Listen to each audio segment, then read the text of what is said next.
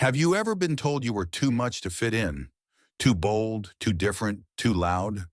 What if the very thing they tried to silence became your superpower? This is the story of a woman whose skin shook the runway and then redefined the world's idea of beauty forever. The rain had stopped just long enough for Aminata Diouf to step out of the metro station, her worn leather portfolio clutched against her chest. Paris was still dripping, gray, cold, and different. But Aminata's spirit burned too hot for the chill to matter. She had on her mother's scarf, the bright orange one with faded gold trim, wrapped around her head like a crown. Beneath it, her skin glowed like polished obsidian, unbothered by makeup or doubt. She was 17 and fearless, or at least she pretended to be. The casting was for a new designer's fall show. Edgy, inclusive, the poster read. She waited in a long line of hopefuls, most tall, pale, and waif-thin. She stood out clearly. She always had. When her turn finally came, she stepped forward with grace and pride. The scout barely glanced up from his clipboard. Name? Aminata Diouf. Agency? Independent, he sighed. Walk. She moved like water, fluid, deliberate, every step a statement. She'd practiced in mirrors, hallways, barefoot on dusty tile floors in Dakar. Her posture, her gaze, her silence, they all spoke volumes. But when she turned back, the scout just stared. You're striking, he said, eyes narrowing, but your skin is too loud for the runway. The room fell silent. No one gasped, no one flinched. It wasn't the first time he'd said it, and it wouldn't be the last. Too loud? As if melanin made noise, as if presence was a problem. She didn't speak, just nodded, gathered her things, and walked out, taller than when she walked in. Her heart was cracking open inside, but she wouldn't give him the satisfaction of seeing it break. Outside, the rain had started again, gently this time, like a whisper. She sat on the curb, the city blurring around her. That moment should have broken her. Instead, it branded her. She opened her sketchbook and wrote 4 words across the top of a blank page. Too loud for the runway. Then she drew fierce silhouettes, sharp shoulders, skin tones darker than midnight wrapped in fabrics that dared to shine. They wouldn't forget her. One day they'd regret ever whispering that she didn't belong, because she knew something they didn't. The runway was too quiet without her. Aminata didn't stop after that first rejection. If anything, it lit a fire so bright Paris could have seen it from space. She hit every casting she could find, booked slots, cold-called agencies, waited for hours in lobbies dressed in second-hand heels and unshakable hope. Each time she brought her sharpest walk and her quiet defiance. But the pattern never changed. Some agents looked her up and down with a smile that never reached their eyes. Others barely looked at all. You're beautiful, but we're going in a different direction. You're not really our type. They all said the same thing, just wrapped in softer language. One time, a senior agent from a major Paris firm invited her in for a meeting. She waited an hour. When he finally emerged, he glanced at her once and said, "Oh, I thought you were someone else." She sat frozen for a second, then stood, thanked him, and left, back straight, hands trembling. Behind every closed door, Aminata heard the same unspoken truth. You don't fit. Not in their portfolios, not on their runways, not in their idea of beauty. But here's the thing about rejection. It either chips away at you or sharpens you. For Aminata, it was the latter. She went home, took off her heels, and sat at the floor-level desk she'd built from shipping crates and dreams. That night, she didn't cry. She sketched. While the fashion world saw her as too much, too bold, too black, Aminata started creating designs for women who were told the same. Full-bodied silhouettes that celebrated hips and curves. Head wraps made from reclaimed Ankara cloth. Deep violets, blazing oranges, and unapologetic golds. She didn't want to fit in anymore. She wanted to redefine the standard. She even started attending castings just to study the process, taking mental notes, memorizing lighting setups, watching how models moved, how stylists whispered behind clipboards. By 20, her rejection folder was thick enough to wallpaper her apartment. So that's what she did. Literally, each letter taped to her wall, each one fuel. She'd been shut out of their world. Fine. She'd build her own. And next time they looked down on her, they'd be standing on her runway. By 21, Aminata had been told no in more languages than she could count. Paris, Milan, London, each city offered the same cold shoulder. But she didn't just want a seat at the table anymore. She wanted to flip the whole table over and build a new one from scratch. So she did. She scoured the outskirts of Marseille, looking for a space that didn't care about pedigree or polish. What she found was an abandoned warehouse. Broken windows, water-stained walls, and a flickering fuse box that threatened to short-circuit at every step. But to Aminata, it was perfect. Raw, real, ready. With barely enough money for fabric and food, she called in every favor she was owed. Friends who believed in her helped clean the space. Models she met at open calls, mostly dark-skinned, curvy, overlooked, volunteered to walk for free. Her cousin DJ'd using borrowed speakers, and her aunt cooked jollof rice for the after-party. It wasn't Paris Fashion Week, but it was hers. The night of the show, guests didn't arrive in limos. They showed up on foot, curious locals and hungry artists, crowding in shoulder to shoulder. The lights dimmed, the music dropped, and the room held its breath. Then came the models. They stormed the concrete floor with grace and fury, wrapped in Aminata's boldest creations. Deep sapphire silks, burnt orange caftans, and structured coats stitched with gold thread in defiance. Their natural hair reached for the ceiling. Their skin didn't apologize. It gleamed. Every step said, "We are not the exception. We are the blueprint." No PR firm had been hired. No influencers had been flown in. But someone had their phone out. Then another. Then 20 more. The videos hit Instagram that same night under the hashtag #too loud to ignore. By morning, the footage had traveled across Europe. Fashion students reposted it. Activists quoted it. One caption read, "This isn't just fashion. This is a revolution in heels." Aminata didn't sleep that night. She sat cross-legged on the warehouse floor, surrounded by fabric scraps and voices echoing online. She didn't need their approval anymore. She had her own runway. And for the first time, the world wasn't just watching, it was listening. The morning after her underground show, Aminata woke to a phone vibrating nonstop on her mattress. At first, she thought it was friends sending love. It was more than that. Messages, mentions, articles. Some praised her work. Some marveled at the boldness. But then came the rest. The fashion gatekeepers, the elite voices of couture, chiming in from behind their velvet ropes. A well-known Paris fashion blogger tweeted, "Cultural costumes aren't couture. Someone should tell her." A glossy magazine wrote a half-smiling review. Aminata Diouf's show was an explosion of color and attitude, but is it fashion or just theater? One critic didn't even bother being subtle. Aggressively ethnic. Aminata read every word in silence. The same people who ignored her for years had finally noticed, just not in the way she'd hoped. But here's what they didn't realize. Every insult, every backhanded compliment, it didn't crush her, it confirmed her. They were uncomfortable not because her work was lacking, but because it didn't ask for permission. Because it centered a kind of beauty that didn't bow or whisper. Her models didn't walk with apology. They walked like they owned every inch of the space they entered. And that scared people who built careers telling others how to look. So Aminata got creative. She printed their words, yes, literally, onto fabric. One panel read aggressively ethnic in italic script, repeating like a designer monogram. Another dress bore the phrase "not couture enough" across the hem in bold red stitching. She sewed their criticisms into her next collection, transformed their condescension into art. The statement was clear. You will not silence me.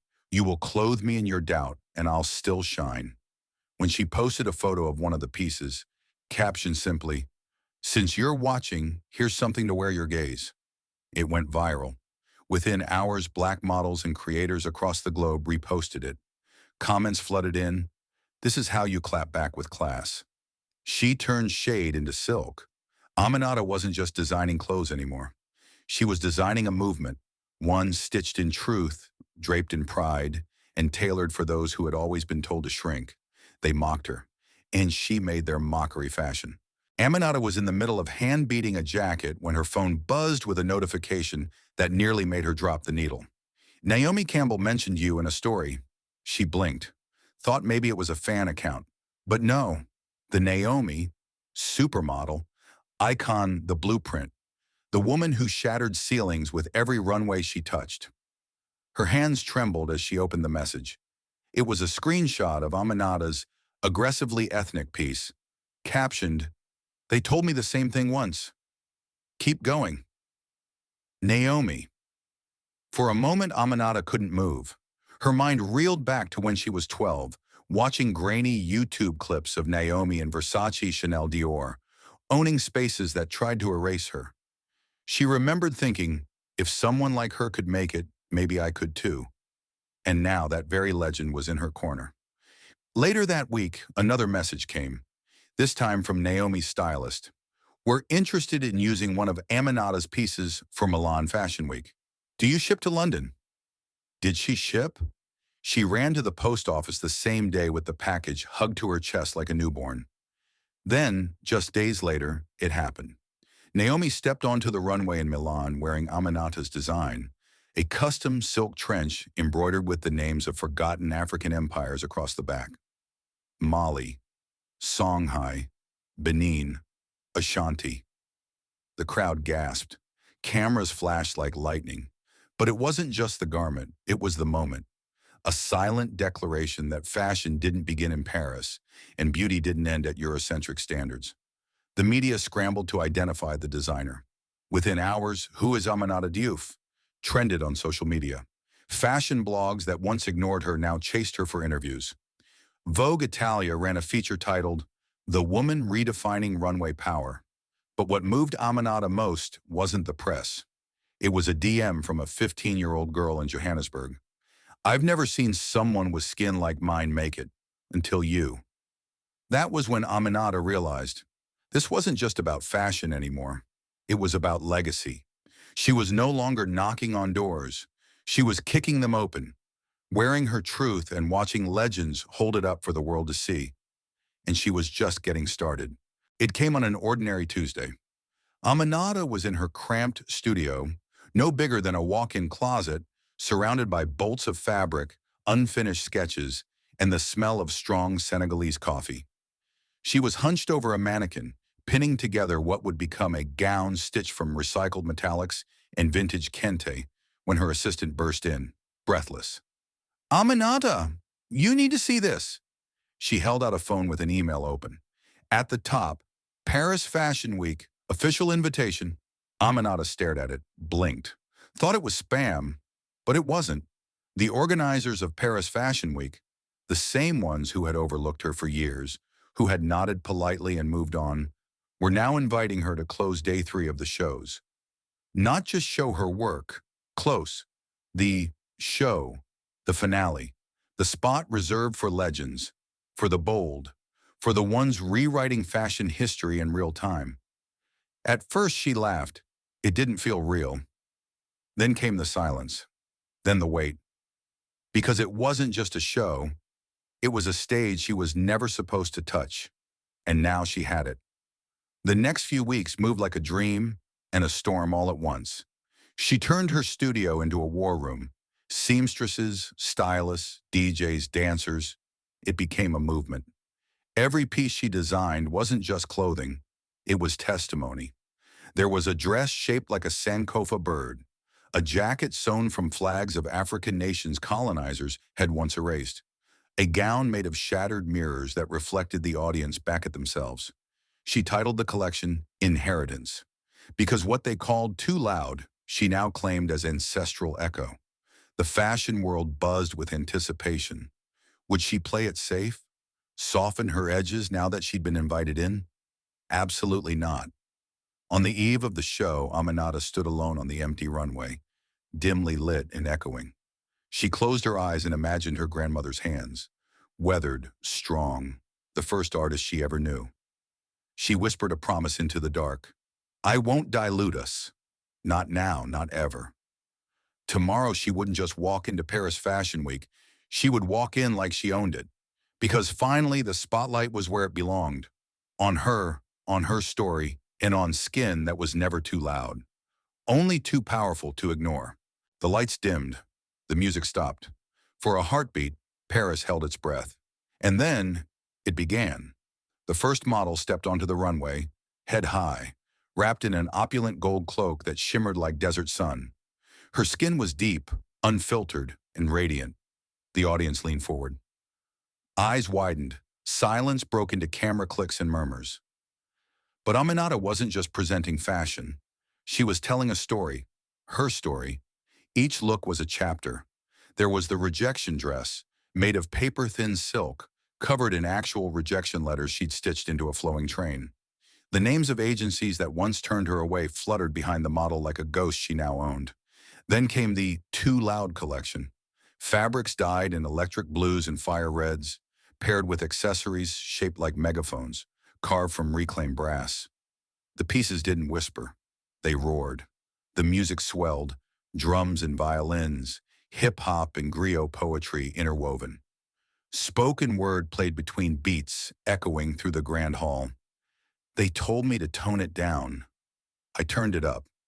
Every model on her runway was someone the fashion industry had labeled too much. Too dark, too curvy, too ethnic, too everything.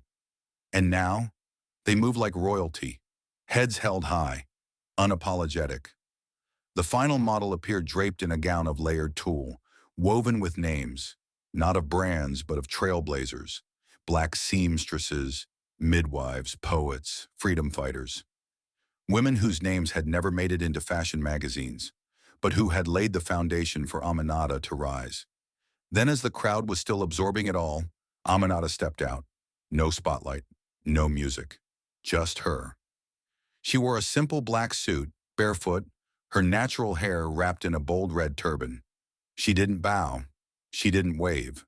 She walked to the end of the runway, stood tall, and looked the industry in the eye. The room erupted.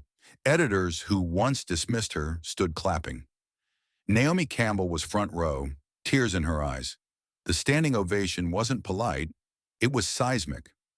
Later that night, critics would write, Aminata Diouf didn't just close Paris Fashion Week, she redefined it. She had taken the very platform that once shut her out and made it hers. Not by asking, by arriving, uninvited, and turning it into home. A year after the show that shook the world, the banner above the entrance to the Grand Palais in Paris read just one name, Aminata Diouf, Artistic Director, Paris Fashion Week. Yes, Director. The same girl they once told her skin was too loud to be taken seriously in fashion was now running the show everyone else begged to get into. It hadn't been gifted to her. She didn't inherit it. She built it, stitch by stitch, season by season, without apology. Now, with the world watching, she created an experience unlike anything the industry had seen before. There were no VIP sections, no velvet ropes. Her shows were open to students, artists, working-class families, those who had never been allowed into the rooms where beauty was defined. Young girls with deep brown skin sat front row, eyes wide with the kind of wonder Aminata once thought she had to shrink. The runways weren't just catwalks, they were statements. She staged one show in a former colonial palace, reimagined with African architecture and Black-owned art.